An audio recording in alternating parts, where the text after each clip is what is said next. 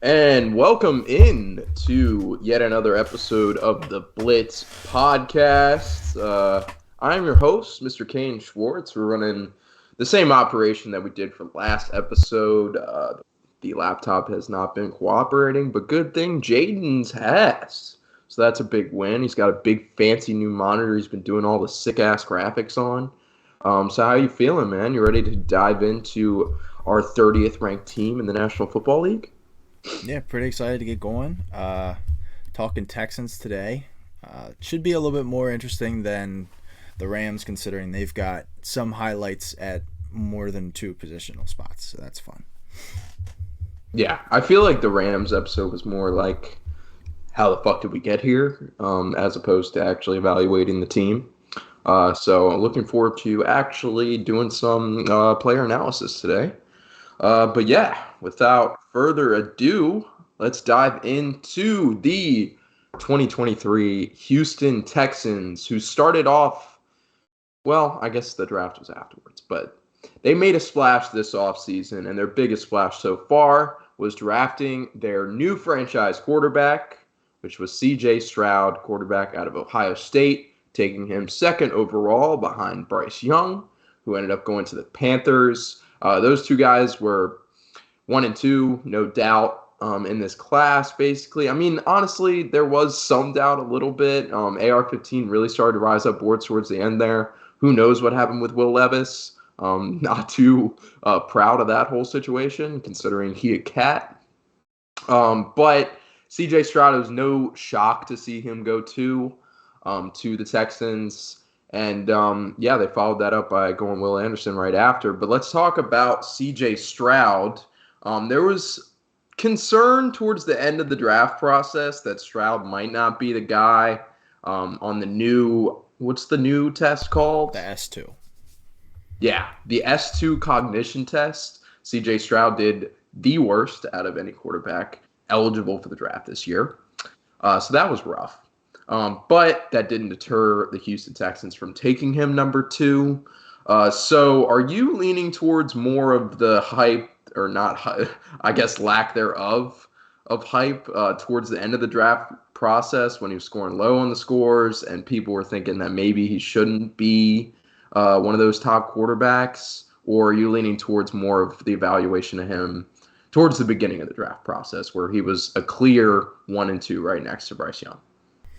Yeah, his draft process was pretty weird because we went into the season and it was pretty fairly thought of by most draft people that it was going to be Bryce Young 1, C.J. Stroud 2, and as the season went on, Stroud kind of started to fall out of favor a little bit. Bryce Young really pulled ahead as the definitive number 1 because even, early in last season it was kind of a toss-up between those two guys, but then Bryce Young really started to pull away, and a lot of people were down on Stroud for a little bit, and then the national championship game happens against Georgia where he goes out and puts up phenomenal numbers, plays fantastic, and everybody starts buying back in on Stroud as number 2. There was a point in time where we all thought he was going to go number 1. When Carolina traded up, that was the big thing. Like, all the odds shifted towards Stroud being number 1, and a lot of people were a little confused as to why, because a lot of people had come to the conclusion that Bryce Young was their number 1 quarterback. There was a lot of money made, I believe, on the books for people that were betting Bryce Young to go number 1 overall, because that seemed like it should have been the thing all along. And yeah, like you said, Anthony Richardson was rising up, but I was kind of always lukewarm on Stroud. I had Anthony Richardson as my number 2 quarterback behind Bryce Young, and then Stroud at 3. But I think this is a solid spot for him. He's going to be able to deliver the ball. He's going to be your point guard type quarterback. I just am going to gravitate towards the traits of an Anthony Richardson. And Bryce Young was phenomenal at Alabama, so I had those two guys in front. But I think this could work. I was a little skeptical on Stroud, but I like this situation that he's fallen into here in Houston. Yeah, I like it too. I mean, he's got a nice young group of wide receivers to work with. He's got a nice young running back going into his second season to work with. Nice offensive line. So he's in a comfortable position in his rookie year where it seems like there was debate that Davis Mills might start the year, but the reports out of OTAs right now are that CJ Stroud has taken this team over as his own. He's been a real leader on the field, and he's been impressing everybody at OTAs. So it seems like he's going to start from day one, which we'll see how it goes. Like there has been a recent track record of rookie quarterbacks starting their first game and not doing so well, aka Sam Darnold, Zach Wilson, Jets quarterbacks. But yeah, we'll see how it goes. They're going to throw him into the fire, and I think if anybody's prepared for it, I think CJ Stroud out of all the quarterbacks is the most prepared for a situation like that. But yeah, he's going to have a nice group of talented playmakers to work with, as I mentioned.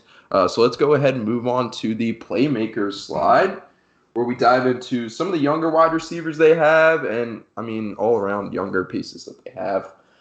So wide receiver core, they did give Robert Woods 2 years, $15 million over the offseason to seemingly be the number one wide receiver, at least to start the season, because John Mechie, their draft pick from last year, who I believe was a second-round pick, third-round pick. Third, something around there, day 2. Yeah, should have been day 1, but because of his injury, he was overlooked until day 2 of the draft. So John Mechie's coming back fully healthy this year. And then you got Nico Collins as well, who seemed to be the leader of that core last year. So, yeah, you got those 3 guys. And then they also brought in Dalton Schultz from Dallas. Didn't give him too much commitment, brought him in on a 1-year, $6 million deal. So kicking the tires there on Dalton Schultz. And then as far as the running backs go, pretty solid situation. I mean, Dameon Pierce had a great rookie season. He was top 5 in YAC and yards after contact. So that's great to hear. But they did bring in Devin Singletary as well, which means great things for their overall offense. He'll probably get more of the receiving work as Dameon Pierce gets more of the groundwork. But we'll see how it goes. So who are you most excited about among all these playmakers in Houston?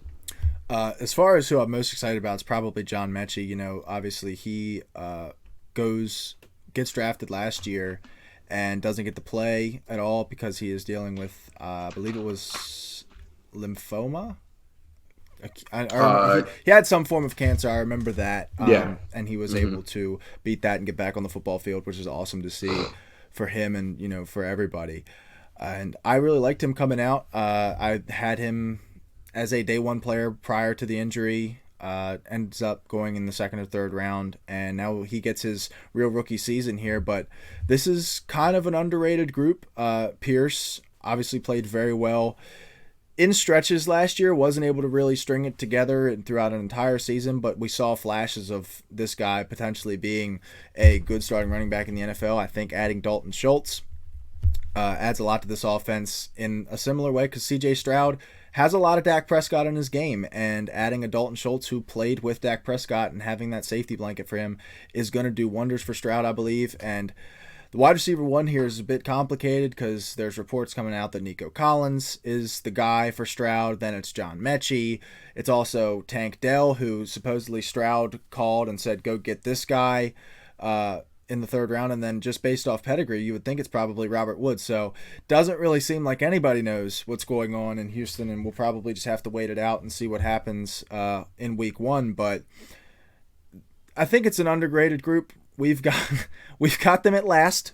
We've got them at 32. So don't get it twisted. It's really just that wide receiver pair. Like I said, I like John Mechie, but there's just so many good wide receivers in the NFL now that you can't really run out with Nico Collins and John Mechie as your 2 perimeter receivers and expect to be much higher than this. But as far as Woods, Pierce, Schultz goes, I think that's a pretty solid group, and they need more time to work on this group and just be able to add more as time goes along. Yeah, agreed. I think Woods opens the year as the clear wide receiver 1. He was able to prove in Tennessee that he can be if he needs to. I'm not saying that he's an efficient or effective wide receiver 1, but if he needs to be the top pass catching option in an offense, he can be, because he was for Tennessee last year. He did only have 2 touchdowns, which was definitely rough, but he led the team in catches, yards, all of the above targets. So he's able to be a number one option. He probably will be to start the year, and that's for the money points too. I mean, 2 years, 15 mil. That's not a small contract by any means, and it shows some level of commitment considering they signed it to 2 years. So we'll see what they get out of a 31-year-old Bobby Trees. But as you mentioned, I'm super excited about John Mechie as well. I was a huge fan in college while he was at Alabama. Some You could even make the argument that he was better in some ways than Jameson Williams was at Alabama. They did two very separate things, two very different things. John Mechie was uh, a catch gobbler, a target gobbler, and Jameson Williams can be that big play guy. But John Mechie, before the ACL tear, was electric that season and was probably their wide receiver one going in. So I like John Mechie this year. And Tank Dell, you mentioned Tank Dell. I forgot to mention him off the bat. I'm a fan. There's been a lot of buzz about him. He is extremely small. I believe he's like 5'8", 160, something like that. And the track record for guys that size playing in the NFL at wide receiver It's is zero. not too great. There isn't one. Yeah. Oh, my God. Are you serious? There's never been a guy that small.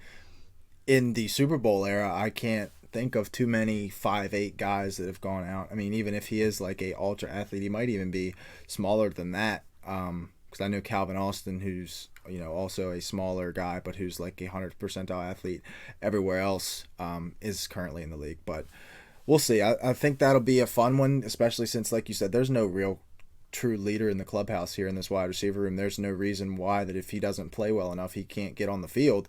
And if he gets on the field, maybe he opens some doors for guys that are that size, that are those like crazy athletes that just never get the chance because of their size. Yeah, for sure. Last guy I'll mention, I know you talked about him a little bit, Dalton Schultz. I like this a lot for Houston. I think they got him on a bargain, 1 year, $6 million. So don't have to put too much investment into him. And hopefully you can get some of the return that he saw just 2 years ago. He was top 3 tight end in fantasy. And he became one of the most reliable pass catchers for Dak Prescott and the Dallas Cowboys. So, yeah, Dalton Schultz, a solid option for Houston to bring in on the back end in the offseason. So, yeah. But that just about does it for our playmakers. So let's move on to our next slide that we got here, which is the offensive line for the Houston Texans. You got some highlights here. Laramie Tunsil definitely leading the way for this Texans O-line. They got Kenyon Green, correct, last year in the draft. And then Shaq Mason as well. So those guys headline the O-linemen. But I'll hand it over to you, man, to provide some more deep analysis. Yeah, this is probably their strongest group that they have. Laramie Tunsil, probably the second best left tackle in the NFL behind Trent Williams. They also have Shaq Mason here as well. Comes over from Tampa Bay after coming over from New England the year before that. Still, a solid guard. That's going to play for them and is going to be one of their centerpieces, and what he provides on the field is going to equal what he provides off the field with mentoring a guy like Kenyon Green. Shaq Mason has been an all-pro level guard in this league and can hopefully lead the way for a guy like Kenyon Green, who was a first-round pick. They've also brought in Juice Scruggs as a center in the second round. I believe he was the first center off the board, if I'm not mistaken, just because John Michael Schmitz fell a little bit. As did Joe Tippmann. He might have been the second behind Joe Tippmann, but still was very highly drafted, was a round 2 pick. Was seen behind those two guys in Joe Tippmann and John Michael Schmitz, but still a solid player. And Titus Howard is another solid starting tackle. So, we have them here at 15th. This is the highest they rank in any of our rankings. And this is going to be their calling card, especially if they can get something, some improvement out of one of Kenyon Green, Juice Scruggs, Titus Howard. You got to imagine you get a little bit of something more out of one of those 3 guys. And if they can get that, maybe we could push this into being a top 10 unit. Yeah, for sure. Stroud's got to be happy to have the unit that he has protecting him for the season. But this is a team that threw the ball 3rd least out of any team in the NFL last year. So that would tell you that they plan on running the ball, or that would tell you that they plan on throwing the ball this year. But they did bring in Devin Singletary. So obviously they want to like put some investment into the running game. And that only is aided by a great offensive line. So Singletary, Pierce running behind this line, and a rookie quarterback sitting behind it. I think you're in a good spot. All right. Well, let's move on from the O line, our highest ranked Texans category.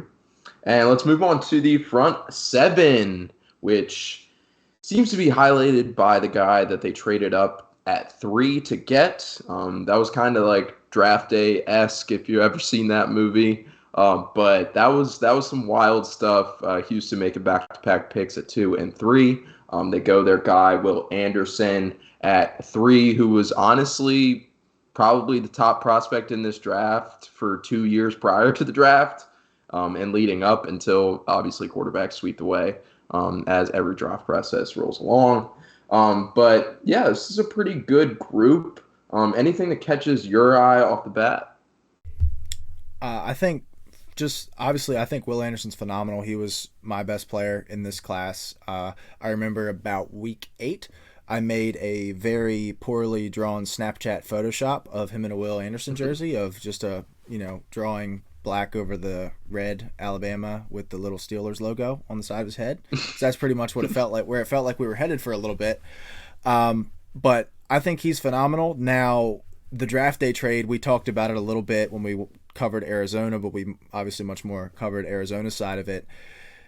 It's kind of rough when you leverage that pick from last year into a pick from this year, and it's for a defender. Like when you give up a first round pick like that, when you give up the 12th pick plus a future first that's probably going to be in the top 5 or 8, best case scenario, it's probably in the top 10, and you go get an edge defender as opposed to getting a quarterback, you're going to get some eyebrow raises, and some people like to do mental gymnastics where, you say, well, let's say they drafted Will Anderson, they traded up for CJ Stroud, but that's not really how that worked. But I like Will Anderson, and I think, like I said a little bit in the write-ups, that this is a culture move. This is bringing in a guy who's, can be an elite pass rusher in this league. You also obviously bring in a guy who can be elite quarterback in this league in CJ Stroud. You're trying to change the culture here for a team that has done so little to try and improve the roster over the last 2 years while they were waiting out the Deshaun Watson situation. Another really underrated move I liked was Denzel Perriman. This is a guy who, as a linebacker, has been one of the, 12, 15 best linebackers in the NFL, somewhere around there, and they got him for an absolute bargain. Nobody talks about him, but he's going to be here. Same thing with Jerry Hughes. This is a guy who gets a lot of pressures almost every year, and they got him last offseason, and he played pretty well for them this past year.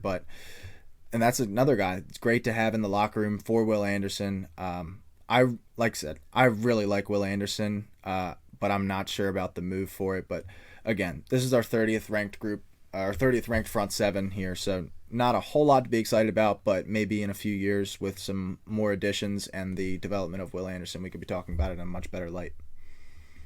Yeah, for sure. Last thing on Will Anderson that I'll mention, he definitely fell on draft boards as the draft process rolled along. I had heard a lot of the speculation was because that maybe he was too small to play at the same level he had been playing at Alabama in the league. I think it was a little bit of prospect fatigue where a guy's been the number one, non-quarterback, the number one prospect for so long that we just get so bored of it and we want to, put somebody else in there. It was the same thing that happened last year with Aiden Hutchinson, and it almost happened the year before with Trevor Lawrence when Fields had that big game, and everybody's like, oh, well, what if we take Fields number 1? What if Zach Wilson goes number 1?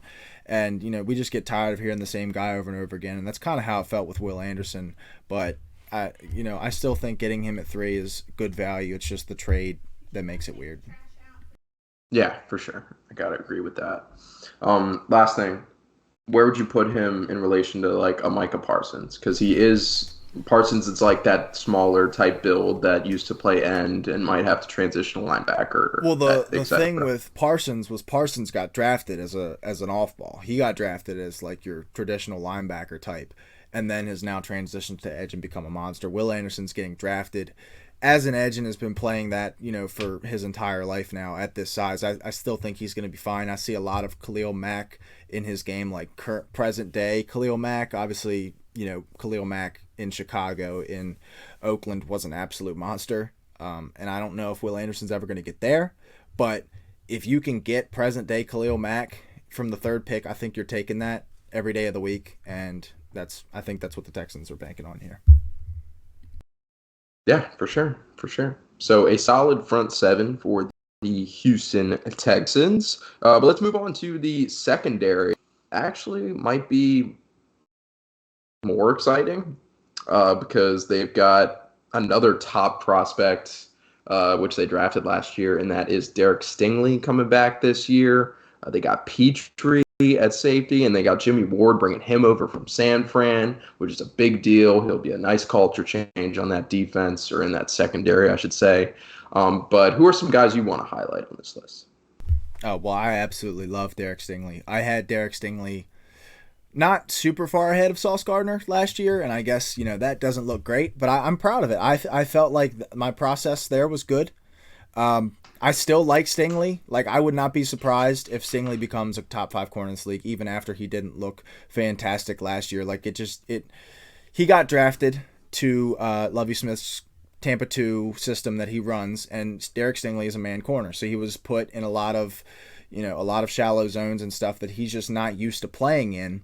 He's used to just running with guys all the time, and when you're forced to play zone a lot, that it messes with you, and it's something that he'd never done to that point, and he hadn't been playing a whole lot of football. So now not only does he have to get back into the swing of playing football again, he's also got to completely switch what he had been doing and been so dominant at when he was in his freshman year at LSU. So I still like him. I love his outlook for this year, coming in with D'Amico Ryan's defense and a secondary that I really think we ranked a little bit too low. I think I had them fairly high. Maybe that's my, me thinking too highly of Derek Stingley. I think Steven Nelson is your perfect, solid starting corner in the NFL. Same thing with Desmond King as your solid slot corner in the NFL. Jalen Petrie got a lot of hate last year for how many missed tackles he had. He had an insane amount of missed tackles, but he also had an insane amount of tackles, which means he's around the ball a lot. To be around the ball that much, that's a good thing. Tackling technique, you can work on that as you become a pro. That's one of the easiest things that you can figure out, just putting weight on and working on your technique. You can't teach how often he was around the ball. And you're also adding Jimmy Ward, who's been a very good starter in San Francisco with D'Amico Ryans I couldn't believe he got drafted in 2014. That didn't feel right to me at all. What? I know. Shit. I couldn't believe that either. Yeah. So I think old fella. He is pushing 30. So maybe you pull back a little bit as a member of the secondary, but we know that guys get older and stay at safety for a while. But I like this group a lot. If their offensive line wasn't so good, I'd probably be saying that this is their best group. Because I really like a lot of the players in it, and I think that they've got maybe the biggest potential to go up of any secondary group in the league. Yeah, and they're headed by, and we'll talk more about it in a little bit, but this defense is being overtaken by probably the best defensive coordinator that we've seen in a while, and now he's the head coach over there, so that's pretty exciting. But he'll be able to really put his spin onto this defense, and maybe you see Derek Stingley playing less zone than he was before. Maybe he plays more to guys like Stingley's strengths, So that is yet to be seen, but it will be exciting to see how it plays out. But let's move on from the secondary and move into the guy that I just mentioned, and that is D'Amico Ryans. Is there much to think of any better defensive coordinators within the past 10 years off the top of your head? Phew, that is a tough ask, man. I know when Todd Bowles came in, he was a hot hire coming in as a DC. Any number of New England guys, it felt like, when those guys came up from the defensive coordinators, because you stay in the Belichick tree. Brian Flores is the name that comes to mind, at least off the top of my head. But whenever you're thinking of the best coaches now, you're thinking of all these offensive minds that have come up, and that's right. Why it's kind of tough. And that's why I think his ceiling as a coach is a little bit limited, and this coaching staff's ceiling is a little bit limited, just because it's led by a defensive coach that doesn't have that culture already established. Guys like Tomlin, guys like Vrabel that are defensive minded head coaches are really more like CEO types that just kind of bring the culture together, and their coordinators do a lot of the play calling and stuff like that. And I do think that D'Amico Ryans can be a guy that can establish that. But I think this was probably the best hire of this cycle for sure. This was my favorite hire of this cycle, and I forgot to mention it when we were going to the front seven. I think D'Amico Ryans being here had a lot to do with the trading up for Will Anderson, because D'Amico Ryans was an edge rusher himself, did play for the Texans, did go to Alabama. Maybe he sees some of himself in Will Anderson. I've not no shade. Hopefully, he's better than towards himself. no shade towards D'Amico Ryans, but hopefully Will Anderson as the number 3 overall pick is a little bit better than D'Amico Ryans. But Hopefully. I definitely think that had something to do with it. Again, the Alabama connection, playing the same position, and I couldn't have picked a better coach that I would have want to had coach Will Anderson other than the very great Mike Tomlin. Yeah. Okay. All right. Fair. I don't know if I could say the same about my head coach Ron Rivera, but I also. Hey, come on! That was a low blow, man. You didn't have to do that. I'll carry on. I don't know why I did it. Because you're a bad person. D'Amico Ryans, man. I also agree that he was the best hire of the cycle. He's a super high energy guy, like you mentioned. Definitely more of the CEO type. He's going to bring a huge culture change into Houston that is desperately needed. I mean, people inside Houston's building over the past few years have been pretty adamant that it's a toxic workplace. I mean, you saw that unfold on a national stage when the Texans organization wanted them to lose the final game of the season. And Lovie Smith said, you know what, up yours, man. So yeah, you saw that unfold on a national stage. So things weren't going too well in Houston, but you got an organizational overhaul this year, and that starts with bringing in D'Amico Ryans. So new culture, new vibes, and I like the direction that Houston is headed. I mean, they're a young team headed in the right direction with a young coach with a lot of energy. So good things in Houston to come. Maybe not this year, but soon in the future. So, all right. Let's move on from D'Amico Ryans. Do we want to do any talk about the coordinators, or? We can do a little bit. Like I said, defensively, not a whole lot to say here, because obviously I think D'Amico Ryans is going to be calling plays. They're going to be running the Shanahan scheme on offense. He brought over their passing game coordinator from San Francisco, so they're going to be running that scheme. And who knows? Maybe we've seen that Shanahan tree produce guys like Mike McDaniel. Maybe this is another guy, Bobby Slug. Maybe he could be another guy that comes out and gets a head coaching job running that scheme. But I think, for sure. real quickly, I think Stroud, he's your perfect Shanahan style court. Like we said, we saw Dak Prescott in his game. We see some Jimmy G with, that kind of quarterback that's just your facilitator, isn't going to extend plays a whole lot, but can play point guard for you the way that Dak Prescott, Jimmy G, those kinds of guys do. Yeah, for sure. And Bobby Slug, I mean, he was witness to a lot of success offensively in San Fran. So maybe D'Amico Ryans and Slowick can duplicate that going forward. They also brought in Dalton Schultz, which is not George Kittle, but, they're trying to create something similar, which is kind of exciting, and is possible. So we'll see. All right, let's move on from the coaching and let's dive into the schedule, shall we? All right, so strength of schedule, according to Vegas, is 30th in the league right now. Their over-under is 6.5 wins. So what are we thinking here, man? I'm looking down this schedule, and I don't think they're going to do it. I think this isn't the year. I think there's going to be a lot of promise. There's going to be a lot of buzz. There's going to be big plays that you see from Dameon Pierce, bombs thrown by C.J. Stroud down to John Mechie in the end zone for a 90-yard touchdown. Things like that are going to happen, and they'll happen again in the future. But I think this year They're going to be figuring it out. C.J. Stroud's going to be thrown into the fire. Ohio State quarterbacks don't have the best record of being thrown right into the fire and doing well. So rest in peace, Dwayne Haskins. But yeah, we'll see how this pans out. I don't think it's going to be this year, but what do you think? Why does Vegas determine the strength of schedule now? Did I miss that? Yeah, you're gonna. Okay. Yeah, Okay. I was just checking. I didn't know. Yeah. I don't think it's this year. First year quarterback, first year head coach.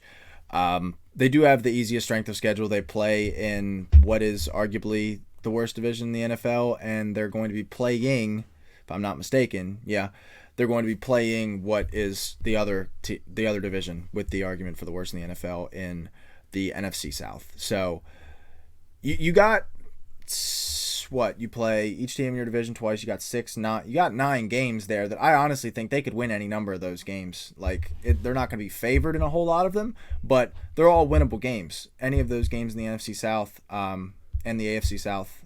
Now, once they play outside of it, I see they have the Cardinals here. And they got the AFC North, so that's a tough one. But 6.5, I think we might be a little too soon for that at this point in time. But maybe next year we're looking at this a little bit favorably. But you know how Vegas works. The line will probably move a little bit. Yeah, I mean, looking at this schedule, like the Titans, they probably take one, if not both, from them. They got the Colts in week 2. You said the Titans? Yeah, they got the Titans at 15. We're not spoiling anything here when I say that you had the Titans as dead last in your power rankings. This is not our consensus, but Kane had them dead last. So, yeah, taking both? Yeah. Taking both? Experience. Vrabel's been a coach, That doesn't move them up the power rankings, though. Of course not. You're right. Okay. All right. Like, they probably...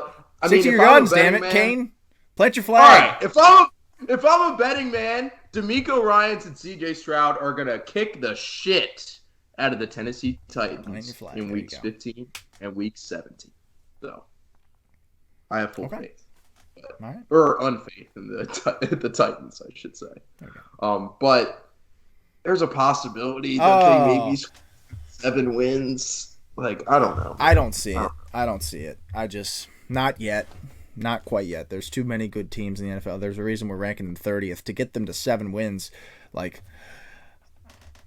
don't think there were too many teams that got to 7 wins last year. I mean, the Steelers got to 9. They were obviously knocking on the door of the playoffs, and they were picking. We're going to have them somewhere in the teens probably. So it's really hard to win 7 games in the NFL, and I don't think this is one of those teams that can do it. Yeah, I think overall I agree with you.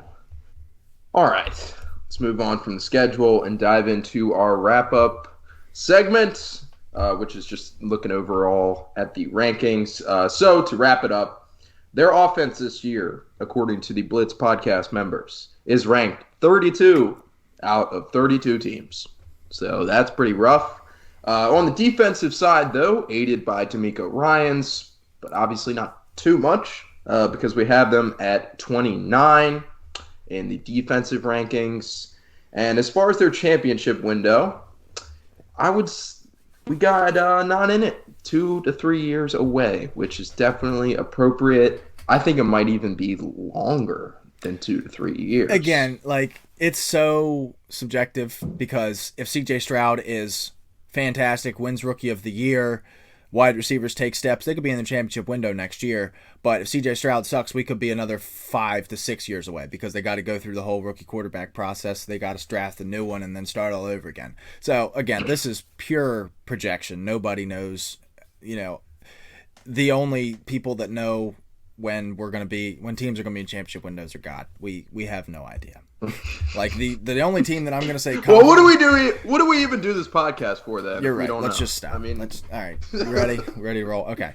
But outside of your Chiefs, Bengals, Bills, teams with franchise Eagles, teams with franchise quarterbacks, Ravens, Chargers, those are the only teams that we can say, yeah, they're probably in a championship window this year because they've got this guy. And even then, when we're talking about the Ravens, as soon as they paid Lamar Jackson, their championship window might be closed because they can't afford to sustain the roster around them. So maybe we need to adjust our criteria a little bit because the Texans do have a quarterback on a rookie deal, but the problem is this roster's got a long way to go. And that was kind of my thing with them is, yeah, they're going to be ranking 30th, but it's nice to see them do something. Because the last two off seasons, it felt like they just kind of sat on their hands waiting for the Deshaun Watson thing to get figured out. And now that they've, not only did they go and draft CJ Stroud as opposed to putting off quarterback for another year to wait for Caleb Williams, like, myself and a lot of other people thought they should, just because this roster isn't ready and you could be in a place to get Caleb Williams or whoever next year. They go out and they get CJ Stroud, and then they even double down on that to go get Will Anderson, because you've got to create a culture, because if you just keep doing this thing where you wait and you wait and you wait, nobody's going to want to sign here. Guys aren't going to want to stay here. And that's not something that you want to create, especially when you're in a big market. I mean, outside of LA, New York, and Florida's becoming a much bigger market than it has been in the past, but Houston's about as big as it gets other than those two cities. So you can build something here, and it really all relies on the shoulders of CJ Stroud, but I still think that this roster, the offensive line's solid. You need more playmakers. You probably need more in the front seven, but maybe it's not as far away as we think. But again, all on CJ Stroud to be able to push that team forward. Yeah, for sure. You mentioned it. Like, this is a football town. Like, they want a good football team. The heyday of J.J. Watt, Arian Foster, Matt Schaub. Those 8-8 Texans teams, their heyday. Dude, D-Hop, like, come on. They made the playoffs. Yeah, and then they're cooking. Their heyday. And the energy in Houston was like... The quote-unquote heyday was definitely the Watson years, like... The 21-0 lead against the eventual champion Kansas City Chiefs, kind of crazy to think that happened at one point in time, that team who was blown up maybe a year and a half later was going to beat the dog shit out of Patrick Mahomes and the Chiefs, who have won 2 Super Bowl championships, and now we're here with the Texans. Like, imagine if that game goes differently. Maybe we're talking about the Texans 2 months from now.